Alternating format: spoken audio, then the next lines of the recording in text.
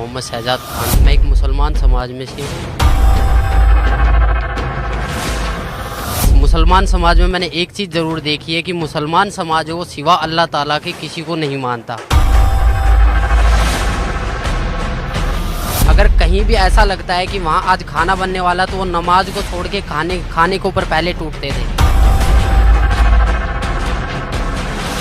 हम पैदा होते हैं तब हम हिंदू होते हैं और जब हमारी मुसलमानी कर दी जाती है फिर हम मुसलमान बन जाते हैं। ऐसा क्यों? अगर मालिक मुसलमान ही बनाना था तो वो जो मुसलमानी होती है वो ऊपर से ही क्यों नहीं बना के भेजी? मोहम्मद साहब के 1,80,000 शिष्य हो गए थे, ना ही उन्होंने कभी मांस को छुआ और ना ही उन्होंने कभी बोला कि तुम मांस को खाओ। मांस खाना ये समझ लो हम अपने बेटे की कुर्बानी दे रहे हैं, हम अपने बेटे के मांस को खा रहे। एक मांस दूसरे मांस को खा रहा है, इससे बड़ा राक्षस और होगा कौन? मुसलमान हो के एक मुसल्ले ईमान बनो। मुसलमान का अर्थ होता है कि मुसल्ले ईमान, जो अपने ईमान पर रहे। पर हमारा ईमान कहाँ है? हमारा ईमान तो कुछ है ही नहीं। आज हम मांस खाते हैं, मांस खा के फिर झूठ बोलते हैं, फिर तंबाकू खा लेते हैं। मुसलमान के लिए कुर्बानी लिखी है। कुर्बानी का मतलब था कि अल्लाह ताला की राह पे अपनी बुराइयों को कुर्बान कर देना, ना कि बकरे को काट देना, मुर्गे को काट देना। जो मांस खाया जा रहा है वो हराम है, वो गुनाह है।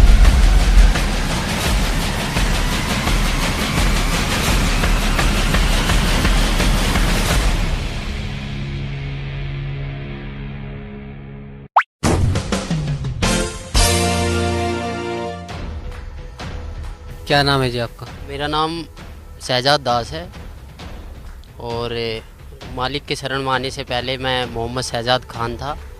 मालिक की शरण में आने के बाद मेरे को शहजाद दास नाम है मेरा। मैं एक मुसलमान समाज में से हूँ और मेरे को शुरू से ही हमारे जो बुज़ुर्ग है, जो भी हमारे माता पिता, जो भी हमारे मौलवी साहब है, उन्होंने मुझे सिर्फ़ एक ही चीज़ सिखाई थी कि नमाज पढ़ो, रोज़े रखो, ईद बकरीद मनाओ, मांस खाओ, कुछ भी करो पर मालिक का नाम लो। बस मुसलमान समाज में मैंने एक चीज़ ज़रूर देखी है कि मुसलमान समाज है वो सिवा अल्लाह ताला के किसी को नहीं मानता। ये मैंने उन चीज़ों की देखा है। और इसके अलावा उन्होंने मेरे से कहा था कि एक तहज्जुद की नमाज़ होती है जो रात के 12 बजे पढ़ी जाती है। अगर उसको पढ़ लोगे तो जो तुम्हारा सवाब है, सवाब का मतलब जो फल है वो दुगना हो जाता है। और सुबह 4 बजे की जो नमाज़ जिसे हम फजर की नमाज़ बोलते हैं, अगर पढ़ के अगर आप किसी काम के लिए चलते हो तो ये समझ लो वो काम तो आपका 100% होगा। मैंने आज मेरे को मालिक की शरण में आज मेरे को 5 साल हो गए और 5 साल से पहले यानी कि मैं 22 साल तक इस साधना को करता रहा रेगुलर। पर मेरे को 1% भी ऐसा नहीं लगा कि आज मैंने अपना फ्यूचर बना लिया हो या आज मैंने अपना कोई काम कर लिया हो या फिर मैं किसी चीज़ में परफेक्ट हुआ हूँ या किसी चीज़ में मैं सक्सेसफुल हुआ हूँ। मुझे ऐसा कुछ अनुभव नहीं हुआ। यहाँ तक कि मैंने जो ख्वाजा गरीब नवाज़ की दरगाह है जो अजमेर में है, जिसको मोइनुद्दीन चिश्ती की दरगाह बोला जाता है, जो पूरे वर्ल्ड में प्रसिद्ध है, उस पर भी मैंने चादर के लिए बोला। मेरे मम्मी पापा ने कहा कि आप वहाँ जाओ, वहाँ चादर चढ़ाओ, वो सबकी मुराद पूरी करते तो आप वहाँ जाओ। मैं वहाँ भी गया, उनके लिए चादर बोला। पर मैं जहाँ भी गया वहाँ मैंने देखा एक बहुत बड़ा देग है, उसमें लोग बाग सोने डाल रहे हैं, चांदी डाल रहे, पैसे डाल रहे। मेरे पास कोई मनी नहीं था, मेरे पास कोई पैसा नहीं था। मैं वहाँ गया, वहाँ लोग बाग क्या करते हैं, सर पे टोपी लगा लेते हैं, मालिक का नाम लेते हैं और कहते हैं कि एक कपड़ा सा लेते हैं हरे वाला और उसके नीचे बंदों को निकालते हैं और कहते हैं कि तुम्हें सवाब मिल चुका है, जन्नत का दरवाज़ा खुल चुका है। कहते हैं ये जन्नती दरवाज़ा और रमज़ान के दिनों में खोला जाता है। पर मुझे आज तक वहाँ जाने से, मेरे कम से कम भी 22 साल तक रेगुलर गया, पर मुझे वहाँ जाने से कोई लाभ नहीं हुआ, ना ही मुझे कोई फ़ायदा हुआ है। और बहुत सी जगह गया, अलीगढ़ दरगाह पे भी गया, महरौली की जो दरगाह है वहाँ पर भी गया, वहाँ भी चद्दरें बोली है। वहाँ सिर्फ क्या है कि बाहर मांस कटता है, अंदर मालिक का वो पत्थर होता है, पत्थर के सामने सिजदा करो या उसके ऊपर कोई चद्दर चढ़ा दो, वही कहानी। हर जगह एक ना एक स्टेप सीखने को मिलते हैं। महरौली की जो दरगाह वहाँ क्या है, बहुत बड़ा एक दरगाह बना रखी है और वहाँ पत्थर है, वहाँ पत्थर के ऊपर चद्दर बिछा दो और बाहर क्या है मांस खाओ, मांस के टुकड़े कर कर के खिलाए जाते थे और कहते हैं कि ये बहुत बड़ा सवाब है।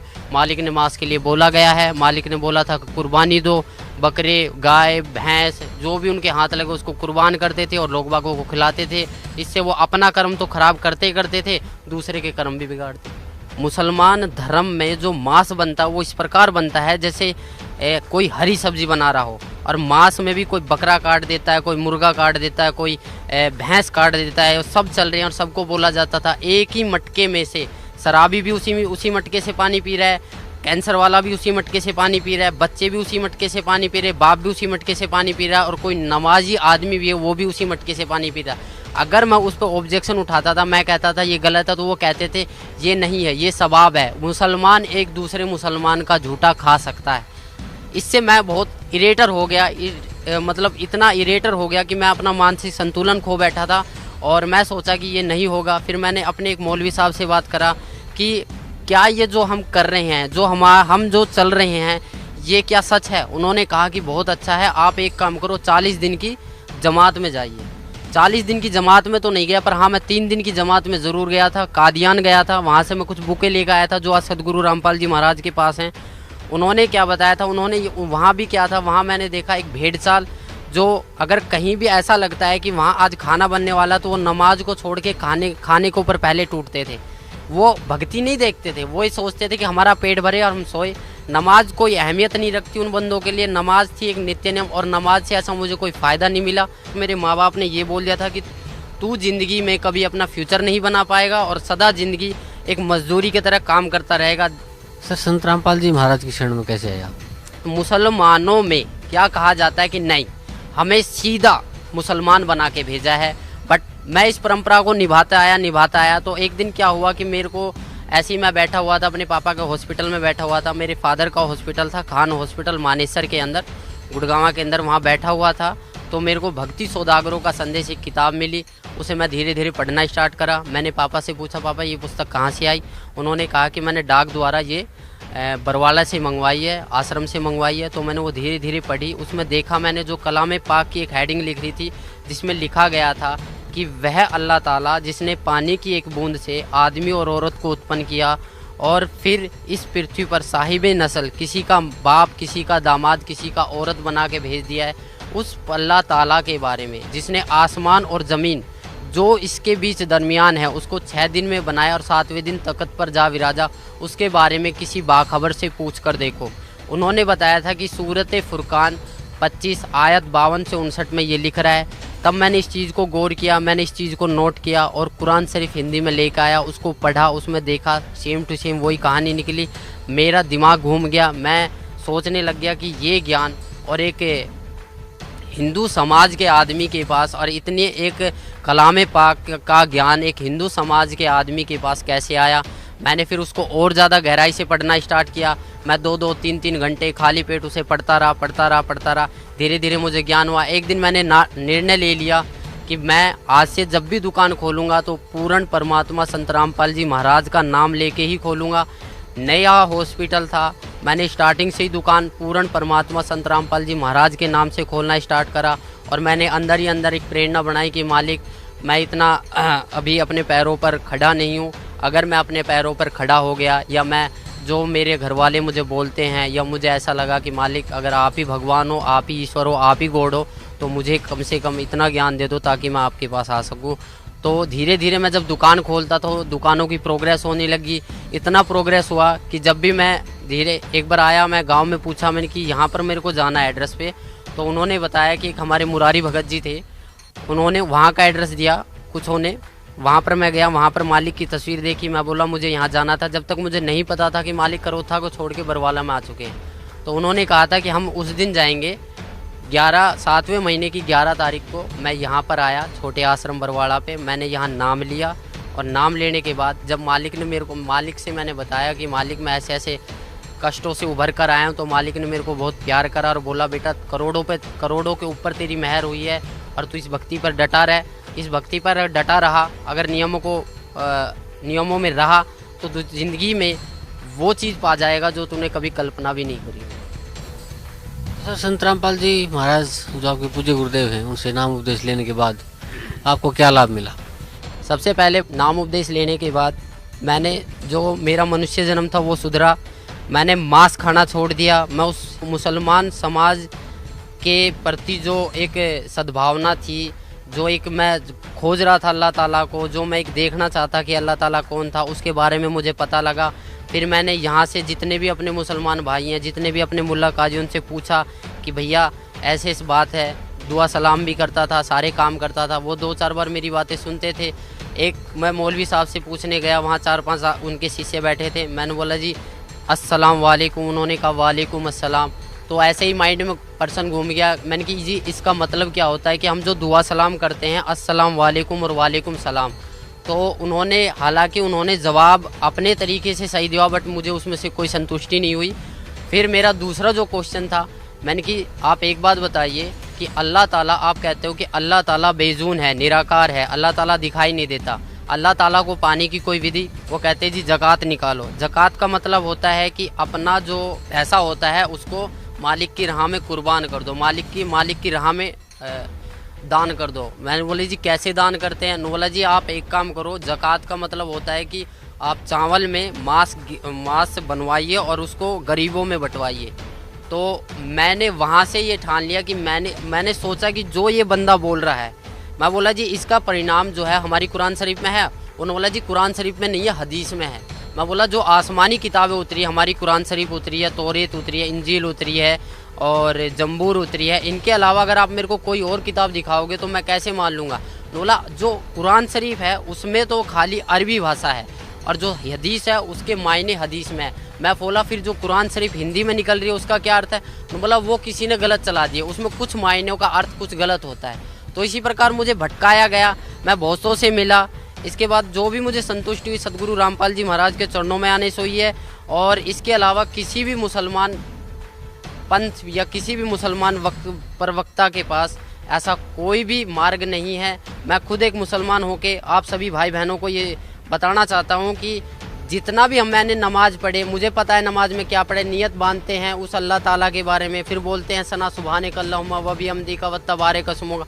इसकी हिंदी निकाल के देखो, आप इसकी हिंदी निकाल के देखो, उसमें आपको कहीं भी नज़र नहीं आएगा कि आप किसी परमात्मा की प्रार्थना कर रहे हो, क्योंकि ये प्रार्थना है ही नहीं, आप तो आदेश दे रहे हो। मैंने एक हिंदी निकाल के देखा, अल्हम्दुलिल्लाहि रब्बिल आलमीन अर्रहमानिर रहीम मालिक यौमिद्दीन इय्याका नअबुदु व इय्याका नस्तईन इहदिनस सिरातल मुस्तकीम सिरातल लजीना अनअमता अलैहिम गैरुल मगदूबी अलैहिम वनद्वालिन आमीन। ये प्रार्थना हम शुरू में पढ़ते थे, बट इसका कोई मतलब ही नहीं निकला। क्यों नहीं निकला?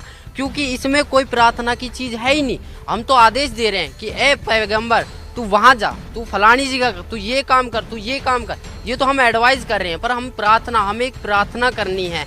हमें नमाज का मतलब समझना है। नमाज चीज़ क्या है? नमाज का मतलब जो है परमात्मा बताते हैं कि नमाज का मतलब होता है कि अरदास लगाना, अपनी प्रार्थना लगाना, नित्य नियम करना। हमें 5 टाइम की नमाज दी है, फजर, जोहर, असर, मगरिब, ये 5 टाइम की जो नमाज दी है। पर आज लग हमने नमाज कौन सी सच्चे दिल से पढ़ी?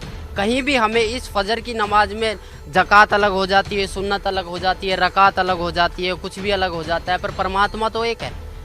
हम पैदा होते हैं तब हम हिंदू होते हैं, और जब हमारी मुसलमानी कर दी जाती है फिर हम मुसलमान बन जाते हैं। ऐसा क्यों? अगर मालिक मुसलमान ही बनाना था तो वो जो मुसलमानी होती है वो ऊपर से ही क्यों नहीं बना के भेजी? इसका कोई जवाब है? किसी भी मुल्ला जी के पास इसका कोई जवाब नहीं है। ना ही हमारे मोहम्मद साहब ने कभी मांस को छुआ था। मोहम्मद साहब के 1,80,000 शिष्य हो गए थे, ना ही उन्होंने कभी मांस को छुआ और ना ही उन्होंने कभी बोला कि तुम मांस को खाओ। कभी भी किसी ने बोला नहीं है। मेरी सभी मुसलमान भाइयों, पूरे हिंदुस्तान, पूरे वर्ल्ड के मुसलमान भाइयों से प्रार्थना है कि मांस खाना, ये समझ लो हम अपने बेटे की कुर्बानी दे रहे हैं, हम अपने बेटे के मांस को खा रहे। एक मांस दूसरे मांस को खा रहा है, इससे बड़ा राक्षस और होगा कौन? इसके अलावा आप खुद समझदार हो, आपके पास हमारे पूर्वज अशिक्षित थे। मेरी आप लोगों से प्रार्थना है कि आप मुसलमान हो के एक मुसल्ले ईमान बनो। मुसलमान का अर्थ होता है कि मुसल्ले ईमान, जो अपने ईमान पर रहे। पर हमारा ईमान कहाँ है? हमारा ईमान तो कुछ है ही नहीं। आज हम मांस खाते हैं, मांस खा के फिर झूठ बोलते हैं, फिर तंबाकू खा लेते हैं। पहले क्या था? पहले मुसलमान समाज में मुसलमान बंदे के ऊपर अगर दारू एक ऐसी चीज़ थी, अगर दारू गिर जाती थी तो वहाँ से उस शरीर के अंग को काट दिया जाता। पर आज पीते हैं, मस्जिद में दारू लेके चले जाते हैं, कुर्बानियाँ करते हैं, बकरे को काट देते हैं बकरीद वाले दिन, आपने खुद देखा होगा, साल में 2 त्योहार आते हैं, एक ईद और एक बकरा ईद।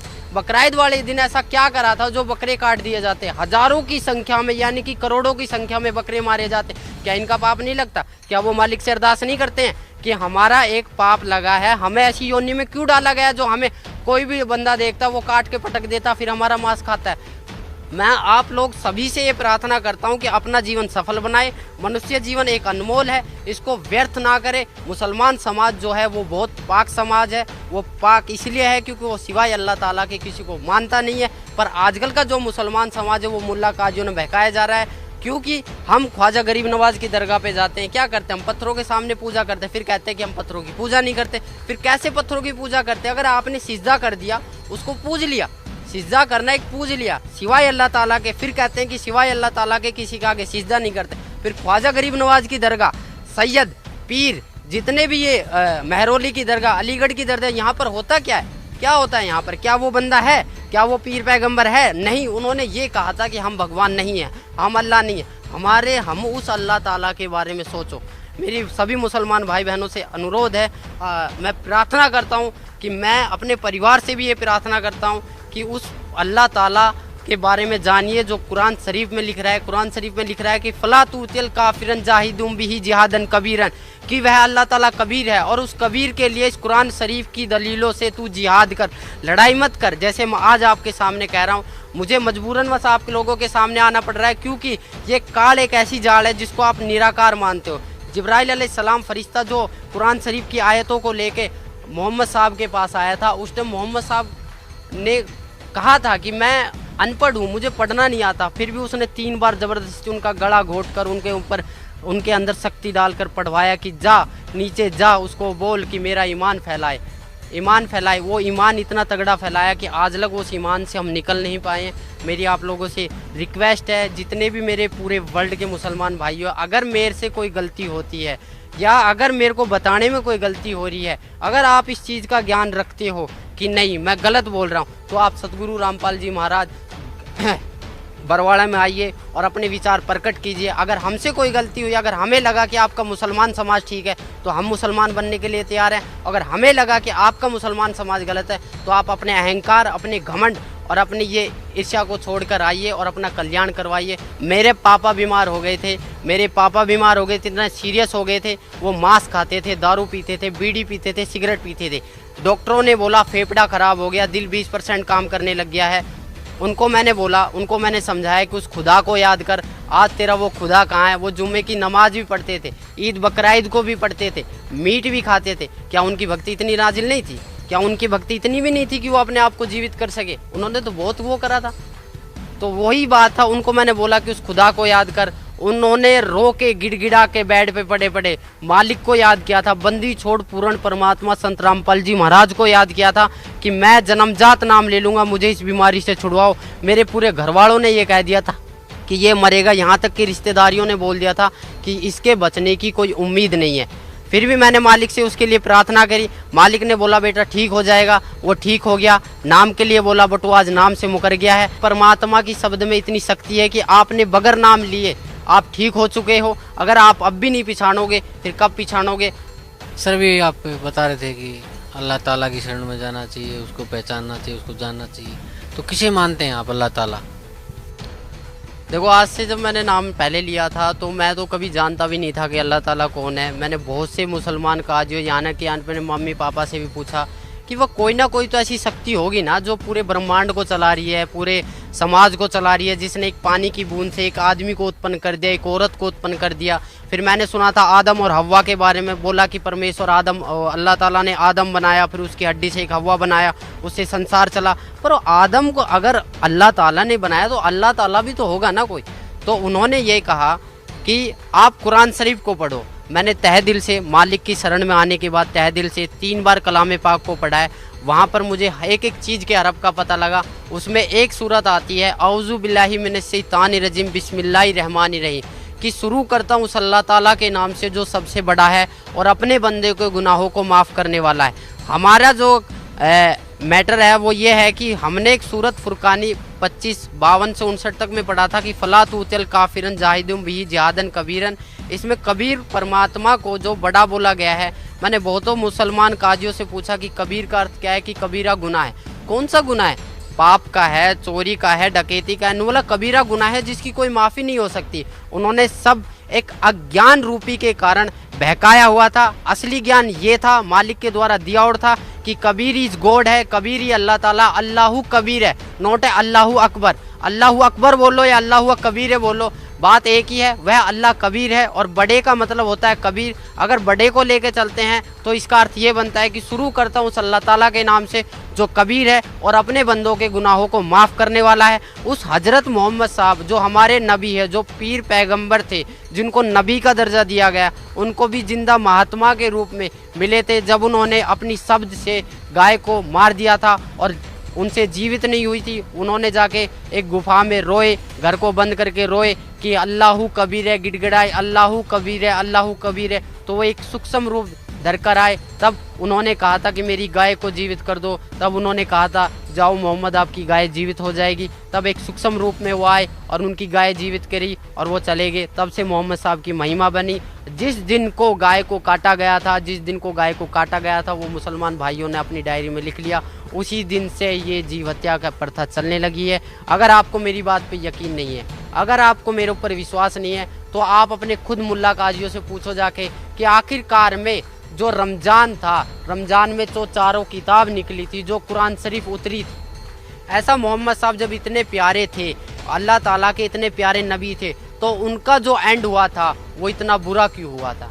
अगर आपको मेरी बात पे यकीन नहीं है तो आप मौलवी साहबों से जाके पूछो, उनको खंगालो, उनको देखो वो कितने जानते हैं। अगर आपको तब भी प्रश्न का उत्तर ना मिले तो आप यहाँ पर आइए, बरवाड़ा सत्संग में आइए, सुनिए, मालिक से विचार कीजिए, यहाँ पर ज्ञान लीजिए। अगर आपको फिर भी विचार का, यहाँ पर आपको सारे प्रश्नों के उत्तर दिए जाएंगे। यहाँ पर आपको एक संतुष्टि करी जाएगी चारों ओर से। हम सिर्फ एक आत्मा है, हम सिर्फ एक मानव है। हमारा धर्म जो मानव है, हमारा हिंदू, मुसलमान, सिख, ईसाई से कोई लेना देना नहीं है। अगर इस जाति प्रथा को आप सदा जिंदगी चलाते रहोगे तो कभी भी आप अल्लाह ताला की प्राप्ति नहीं कर पाओगे। नमाज, रोजा बंक नमाज दहीरे बिस्मिल की नहीं बात करे, ये मालिक की वाणियाँ है। रोजा बंक नमाज दहीरे, बंक माने अजान, अजान जो लगाते हो, अजान का मतलब क्या होता है? अजान का मतलब ही क्या होता है? अल्लाहु अकबर, अल्लाहु अकबर, अशहदु अन ला इलाहा इल्लल्लाह, अशहदु अन ला इलाहा इल्लल्लाह, अशहदु अन्ना मोहम्मद रसूलुल्लाह, अशहदु अन्ना मोहम्मद रसूलुल्लाह, हय्या अलस सलाह, हय्या अलस सलाह, हय्या अलल फलाह, हय्या अलल फलाह, कद कामती सलाह, कद कामती सलाह, अल्लाहु अकबर, अल्लाहु अकबर, ला इलाहा इल्लल्लाह। इसका मतलब क्या है? आज लग ना तो हमने कभी कोशिश करी, बस एक आवाज़ आती है उसके पीछे हम चल देते हैं। जैसे एक भेड़ जा रही है, उसको पता है मैं मरने जा रही हूँ, फिर भी हज़ारों की संख्या में से एक भेड़ निकलती है उसके पीछे, फिर एक छोटी सी भेड़ उससे निकलती है कि ये आखिरकार में भेड़ जा कहाँ रही है। वो भेड़ जाके देखती है शॉर्टकट रास्ते से, उसे पता लगा कि बहुत बड़ा कुआं है, उसके अंदर सारी भेड़ गिर रही है और सब चिल्ला रही कि यहाँ मत आओ, यहाँ मत आओ। वो अपने माँ बाप, भाई बहनों सबको समझाता है कि आप प्लीज़ इस रास्ते को छोड़ दो। सब कहते हैं कि नहीं, तेरे बड़े बुजुर्ग चले थे, तू भी चल। बड़े बुजुर्ग चले थे क्योंकि वो अशिक्षित थे, हम पढ़े लिखे, हमारे पास सही है, प्रमाण है। आप अपनी कुरान शरीफ को खोल के देखो, फ़ज़ाइल अमाल को खोल के देखो, मोहम्मद साहब की जीवनी पढ़ो। हज़रत मोहम्मद साहब कौन थे? उनकी 40 साल के बाद 2 बार विधवा हो चुकी खाजिदा बेगम से शादी हुई थी, 4 पुत्र 3 लड़कियां प्राप्त हुई थी। उनके सामने उनके पुत्र हाशिम, काबिल और ताहिर तीनों आपस में कट के मर गए थे। उस आदमी का जीना क्या जीना जिसके सामने उसकी बच्चों को ही मौत हो गई। आप खुद बताइए। यह आपके ऊपर डिपेंड करता है, मेरे ऊपर नहीं। यह आपके ऊपर डिपेंड करता है कि जो क्यों चल रहा है ये आपके लिए चला है, ये उस मालिक का फरमान है। अगर आप समझ जाओ तो जल्दी आ जाओगे। नहीं, मालिक की वाणी है, गरीब दास ये वक्त जाता है, रोओगे इस पैरों नो। हकीकत में जब यहाँ पर लेट आओगे तो आपके पास कुछ नहीं मिलेगा। सिकंदर सिंह लोधी ने नाम लिया था, वीर सिंह बंगेल ने लिया था, शेख फरीद ने 12 साल कुएं में उल्टा लटक के बोला था कौवों से कि मेरे मांस को खा लो, आंखों को छोड़ दो, मुझे अल्लाह ताला का दीदार करना है। जब अल्लाह ताला का दीदार करना है तो अल्लाह ताला को बेजून क्यों बताए? खुद कबीर परमेश्वर उनके पास आए, वो बोले कि नहीं भाई कौन है, मुझे छोड़ दो, मुझे कुएं में लटकने दो। बोले ए बंदे, ए मुसलमान, तू लटक क्यों रहा है? न बोले जी मुझे अल्लाह ताला का दीदार करना है। जब तू अल्लाह ताला का दीदार करना चाहता है तो अल्लाह ताला को निराकार क्यों बताता है? तब से शेख फरीद का थोड़ा माइंड चेंज हुआ, बोले कि यह कोई अल्लाह ताला की शक्ति है। तब उन्होंने सतभक्ति पे राह पे चले थे, आज वो भी पार हुए हैं। मालिक की रज़ा हुई है, हमारे सभी मुसलमान भाइयों पे मालिक की रज़ा हो रही है। आपको अगर मेरी बात कड़वी लगे या मेरी बातों से आपके प्रति कोई दुख आए या मैंने किसी के प्रति कोई गलत व्यवहार किया है, आप खुद देखो अपनी कलाम पाक को उठा के, ना तो कहीं पर मुसलमान के बारे में ये लिखा है कि मुसलमान के लिए कुर्बानी लिख रही है। कुर्बानी का मतलब था कि अल्लाह ताला की राह पे अपनी बुराइयों को कुर्बान कर देना, ना कि बकरे को काट देना, मुर्गे को काट देना। हम जितने भी महीने साल में दो जो त्यौहार आते हैं, इस पर हम जितनी भी कुर्बानियाँ करते हैं, ये हमारे पाप कर्म जोड़ रहा है काल। अगर इससे आप मेरी बातों से अगर आपको थोड़ा बहुत भी कुछ मिले तो मैं आपसे रिक्वेस्ट, आपसे प्रार्थना या मेरे को कुछ भी समझ के बोल दीजिए। मैं उस परमेश्वर का कुत्ता हूँ जो आपको भोंक रहा हूँ और आपको जगाने की कोशिश कर रहा हूँ। आप आइए यहाँ, आपको अगर कोई दिक्कत आती है, कोई शंका समाधान आती है तो आप ज्ञान चर्चा कीजिए। अपने मुल्ला काजियों को भी उठा के लाइए जिन्होंने अब तक हमें इस राह से भटकाया है, अब तक हमें इस राह से भटकाया। अगर वो उसी टाइम ये बोल देते जब मांस को काटने लगे थे कि कलमे पढ़ने से जो मांस खाया जा रहा है वो हराम है, वो गुनाह है, उसकी सज़ा बहुत बुरी होगी, तो आज जितना भी मुसलमान समाज है ये मांस को नहीं छूता। इन्हीं की वजह से आज जो भी मुसलमान समाज का बंदा वो शुरू से मांस खाने लग जाता है। जब हमें मालिक ने यहाँ भेजा था तो कुछ नियम बना के भेजे थे, उस नियमों को अगर हम तोड़ते हैं तो हम सीधा शैतान के पास जाएंगे, जहन्नुम में जाएंगे, दोजख की आग में जलेंगे। ये उस मालिक का फरमान है। अगर हम नियम पर चलेंगे, उस अल्लाह ताला की भक्ति करेंगे, उस अल्लाह ताला की इबादत करेंगे जो वास्तव में अल्लाह ताला है, जो खुदा है, जिसको वास्तव में खुदा बोला जाता है, वह खुदा कबीर परमेश्वर है, उसका सत्य ज्ञान है। उसका सत्य ज्ञान सिवाय सतगुरु रामपाल जी महाराज के अलावा इस पृथ्वी पर कोई देने वाला ना है और ना रहेगा। मुल्ला काजियों में अगर इतना ही दमखम है तो मेरे को एक ही बात बता दो कि वो कुरान शरीफ के बारे में इतना सब कुछ जानते हुए भी हमारे मुसलमान भाइयों को भटकाया क्यों नहीं कहा कि भैया इसके बारे में ये लिखा है कि उस बाखबर से पूछ कर देखो, उस इल्म वाले से पूछ कर देखो। अगर आप लोगों के पास थोड़ा सा भी अगर ज्ञान था, थोड़ा सा भी अगर ध्यान था, थोड़ा सा भी अगर आप उस मालिक से डरते थे तो आपको मुसलमान समाज भटकाना नहीं था, जो कि आज के मुसलमान समाज को, आज के युवा पीढ़ी मुसलमान समाज के बच्चों को ज़रूरत है। मेरी अपनी युवा पीढ़ी से, मेरे अपने मम्मी पापा से, मेरे अपने पूरे मुसलमान समाज से, मेरे अपने पूरे मुसलमान धर्म के लोगों से, मेरे अपने पूरे मुसलमान धर्म के माइयों बहनों से, सबसे मैं रिक्वेस्ट करता हूँ, प्रार्थना करता हूँ कि आप एक बार इस आश्रम में आइए। सतगुरु रामपाल जी महाराज बरवाड़ा में जो आए हुए हैं ये अल्लाह ताला के मुनाइंदे हैं, यानी कि अल्लाह ताला के द्वारा भेजे हुए एक फरिश्ते हैं जो हम सोए हुए आत्माओं को जगाने के लिए आए हैं। हमें उसी जन्नत में वापस जाना जहाँ से हम अल्लाह ताला से बिछड़कर यहाँ आए हैं। आप खुद कहते थे, हमें खुद बताया जाता था कि हम जन्नत से आए हैं। जब हमें इतना पता है कि ये शैतान का सब कुछ है, यहाँ शैतान का ही हुक्म चलता है, तो हम यहाँ से निकलने की क्यों इच्छा नहीं करते? क्या ये हमारा खुद का है? हमारा शरीर भी खुद का नहीं है। अगर हकीकत पूछो तो मनुष्य जन्म इतना अनमोल जन्म है, पर हम इसको अपनी गलत साधना के कारण, अपनी अज्ञानता के कारण इसको बर्बाद दिन पा दिन करते जा रहे हैं। मैं आपको एक पर्सनली बताता हूँ, मेरे रिश्तेदार 40 दिन की जमात में गए, 40 दिन की जमात में गए, हज में गए, 2 बार हज करके आए। कहते हैं कि हज में जो जाता है वो बंदा सीधा जन्नत को जाता है। उसके घर में उसकी बहू का एक 1.5 साल की लड़की गुजर गई, 1.5 महीना पहले। उसको 1.5 महीने के बाद एक बच्चा पैदा होने वाला था, 1.5 महीने के बाद उसका लड़का होते ही गुजर गया। तो इससे बड़ी आफत और क्या आ सकती है उस बंदे के लिए जो बंदा जमात में गया है? उस बंदे को क्या वो मालिक इतना नहीं देख सकता कि ये बंदा मेरी राह में लग रहा है, इस बंदे के घर में बरकत दूँ या इस घर के बंदे को मैं सही सलामत रखूँ? ये बंदा अगर काल जब अपनी वाली पे आता है, काल जब को खाने लगता है तो वो किसी का ना माँ देखता, ना बेटी देखता, ना बहन देखता है, ना बेटा देखता है, ना बाप देखता है। उसको सिर्फ खाने के लिए 1 लाख चाहिए, 1.25 लाख उत्पन्न कर ले, उसको श्राप मिला हुआ है। आप सभी भाई बहनों, सभी मुसलमान भाई बहनों, भाईजानों से मेरी प्रार्थना है, मेरी रिक्वेस्ट है कि आप सतगुरु रामपाल जी महाराज के चरणों में आइए। मुझे आने से लाभ हुआ है, मुझे आने से लाभ हुआ है, आपको भी होगा अगर आप नियम पर चले, उस बंदी छोड़ के नियम पर चले, उस अल्लाह कबीर ताला को याद करो जो वास्तव में अल्लाह ताला है। अगर कबीर अल्लाह ताला नहीं है तो 786 बहुत कहते हैं कि 786 बार कबीर अल्लाह कुरान शरीफ में लिखा हुआ है। आप एक बार खोल के देखो, कुरान शरीफ को पढ़ के देखो। हम बहुत डरते थे कि कुरान शरीफ को हम पढ़ेंगे तो हमें पाप लगेगा, हमें अजाब मिलेगा, हम नापाक हैं। नापाक अगर बंदा है तो भी कुछ दिक्कत नहीं है। आप कुरान शरीफ को खोल के देखो, कुरान शरीफ को पढ़ के देखो, कुरान मजीद को पढ़ के देखो, फ़ज़ाइल अमाल को पढ़ के देखो, मोहम्मद साहब की जीवनी को पढ़ के देखो, आपको बहुत कुछ मिलेगा। बहुत कुछ है कुरान शरीफ में। अगर कुरान शरीफ के अलावा कोई भी मुल्ला काजी आपसे ये कहता है कि नहीं इसमें तो ये चीज़ नहीं है, हदीस में है, तो हदीस तो मालिक ने बनाई ही नहीं है। हदीस तो आसमानी किताब है ही नहीं। हमारी 4 किताबें हैं, तौरेत, इंजिल, जंबूर और कुरान शरीफ। एक ईसा अलैहिस्सलाम पर उतरी थी, एक दाऊद अलैहिस्सलाम पर उतरी थी, एक मूसा अलैहिस्सलाम पर उतरी थी, और चौथी किताब जो है रमज़ान के दिनों में उतरी थी। 40 साल के जब मोहम्मद साहब थे तो 40 साल से 23 साल तक वो उतरती रही थी, वो रमज़ान के दिनों में उतरी थी, इसलिए वो कुरान शरीफ कहलाई। आप खुद देखो, उस कुरान शरीफ को खोल के देखो, आपको पता लगेगा, एक एक चीज़ का पता लगेगा आखिर कुरान शरीफ बोल क्या रही है। सर क्या मानते हैं आप कुरान शरीफ में या मुसलमान धर्म में परमात्मा को, जैसे हिंदू परमात्मा कहते हैं और क्रिश्चियन गॉड कहते हैं, और सिख धर्म में रब का दर्जा दिया जाता है, तो मुसलमान धर्म में आप बता रहे थे कि भी अल्लाह ताला का दर्जा दिया जाता है, तो वो क्या साकार है, निराकार है, बेचून है, क्या पोजीशन है उसकी आपके धार्मिक ग्रंथों में?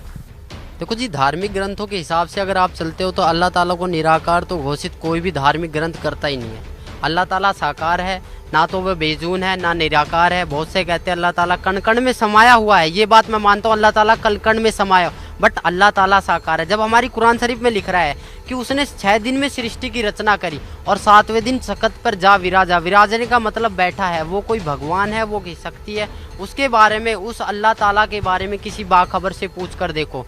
बाखबर का मतलब होता है तत्वदर्शी संत, उस तत्वदर्शी संत से पूछ कर देखो, और तत्वदर्शी संत कौन है, कैसे है, उसके बारे में आपको ज्ञान मिलेगा। एक हमारी बुक चल रही है ज्ञान गंगा, उसको पढ़िए, आपको बहुत लाभ मिलेगा। अपनी कुरान शरीफ को खोल के देखिए, आप जब तक कुरान शरीफ को नहीं खोल के देखोगे आप निराकार ही साबित करते रहोगे। परमात्मा साकार है, कबीर अल्लाह है, अल्लाह ताला कबीर है, उसका नाम कबीर है, वह 7वें आसमान पर बैठा हुआ है, वह जन्नत में है, उसका नाम कबीर है, और उसी की हम प्यारी आत्माएं हैं, पूरा वर्ल्ड उसी की आत्माएं हैं। हमें यहाँ से सीधा अपने मालिक के पास जाना है, ना कि शैतान के पास। अगर आपको मेरी बात पे यकीन नहीं है तो आप मौलवी साहबों से जाके पूछो, उनको खंगालो, उनको देखो वो कितने जानते हैं। अगर आपको तब भी प्रश्न का उत्तर ना मिले तो आप यहाँ पर आइए, बरवाड़ा सत्संग में आइए, सुनिए, मालिक से विचार कीजिए, यहाँ पर ज्ञान लीजिए। अगर आपको फिर भी विचार का, यहाँ पर आपको सारे प्रश्नों के उत्तर दिए जाएंगे, यहाँ पर आपको एक संतुष्टि करी जाएगी चारों ओर से। हम सिर्फ एक आत्मा है, हम सिर्फ एक मानव है, हमारा धर्म जो मानव है, हमारा हिंदू, मुसलमान, सिख, ईसाई से कोई लेना देना नहीं है। अगर इस जाति प्रथा को आप सदा जिंदगी चलाते रहोगे तो कभी भी आप अल्लाह ताला की प्राप्ति नहीं कर पाओगे। जो क्यों चल रहा है ये आपके लिए चला है, ये उस मालिक का फरमान है। अगर आप समझ जाओ तो जल्दी आ जाओगे, नहीं मालिक की एक वाणी है, गरीब दास ये वक्त जाता है, रोओगे इस पैरों।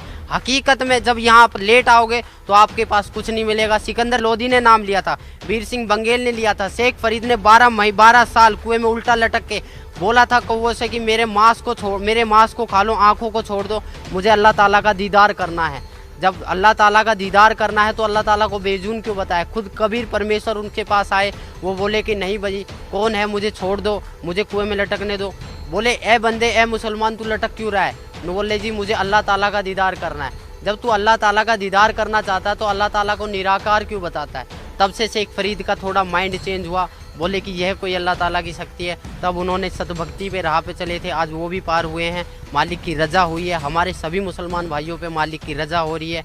आपको अगर मेरी बात कड़वी लगे या मेरी बातों से आपके प्रति कोई दुख आए या मैंने किसी के प्रति कोई गलत व्यवहार किया है, आप खुद देखो अपनी कलाम पाक को उठा के, ना तो कहीं पर मुसलमान के बारे में ये लिखा है कि मुसलमान के लिए कुर्बानी लिख रही है। कुर्बानी का मतलब था कि अल्लाह ताला की राह पे अपनी बुराइयों को कुर्बान कर देना, ना कि बकरे को काट देना, मुर्गे को काट देना। हम जितने भी महीने साल में जो त्यौहार आते हैं, इस पर हम जितनी भी कुर्बानियाँ करते हैं, ये हमारे पाप कर्म जोड़ रहा है काल। अगर इससे आप मेरी बातों से अगर आपको थोड़ा बहुत भी कुछ मिले तो मैं आपसे रिक्वेस्ट, आपसे प्रार्थना, या मेरे को कुछ भी समझ के बोल दीजिए, मैं उस परमेश्वर का कुत्ता हूँ जो आपको भोंक रहा हूँ और आपको जगाने की कोशिश कर रहा हूँ। आप आइए यहाँ, आपको अगर कोई दिक्कत आती है, कोई शंका समाधान आती है तो आप ज्ञान चर्चा कीजिए। अपने मुल्ला काजियों को भी उठा के लाइए जिन्होंने अब तक हमें इस राह से भटकाया है।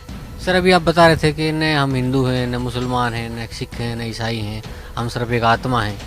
तो आत्मा की मुक्ति कैसे संभव हो सकती है? आत्मा की मुक्ति सतभक्ति से ही संभव हो सकती है।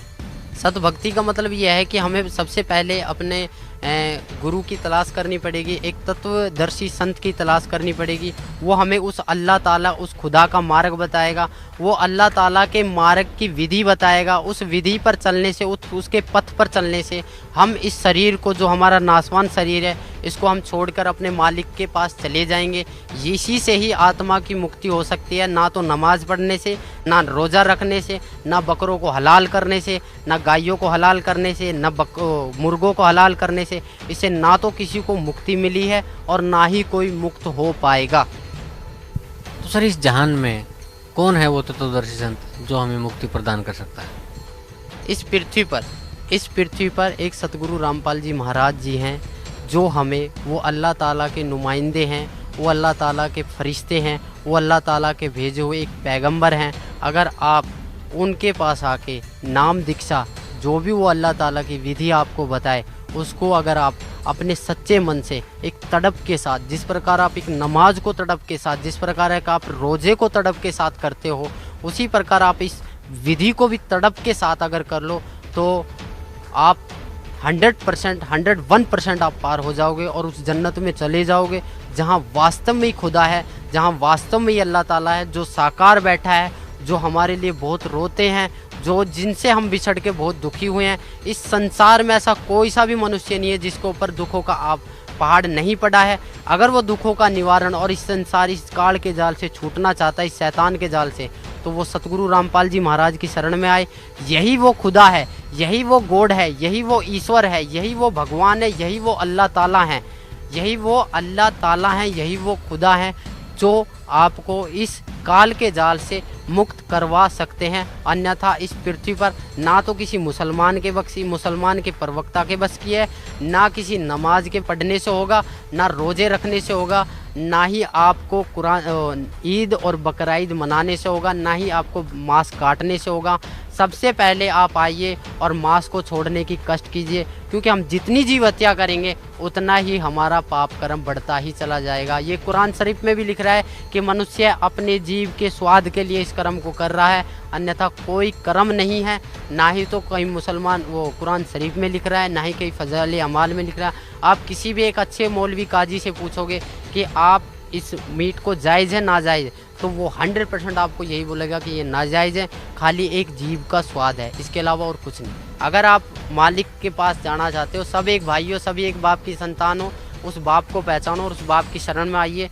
और इसके अलावा आप लोगों से क्या कहूँ, आप सब समझदार हो, मेरे से ज़्यादा आप पढ़े लिखे हो, मेरे से ज़्यादा आप जानकारी रखते हो। जितने भी मुल्ला काजी, जितने भी काजी साहब, जितने भी मुसलमान भाई मेरे सब चीज़ों को सुन रहे हैं, मेरी आवाज़ आप तक कानों तक जा रही है, तो प्लीज़ मेरी आपसे अरदास है, मेरी एक रिक्वेस्ट है, मेरी एक प्रार्थना है कि कम से कम आप उस कुरान शरीफ को खोल के देखो, जो आपने 20-25 साल से वो कुरान शरीफ खोल के नहीं देखी।